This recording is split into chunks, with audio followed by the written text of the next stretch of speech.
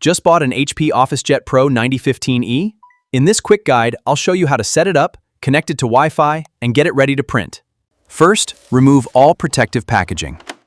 And connect the printer to power. Turn it on. Install the included ink cartridges. And follow the instructions shown on the printer's touchscreen. Next, connect the printer to your wireless network. On the touchscreen, open the Wireless or Network Setup option, select your Wi-Fi network, and enter your wireless password carefully. Now install and open the HP Smart app on your Windows PC, Mac, or supported mobile device.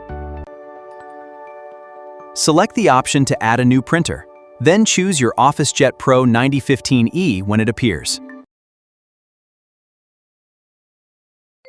Follow the setup instructions on screen to complete the connection. Keep your printer and computer or phone connected to the same Wi-Fi network during setup. Once setup is complete, print a test document. Select the OfficeJet Pro 9015E from your printer list and send the document to print.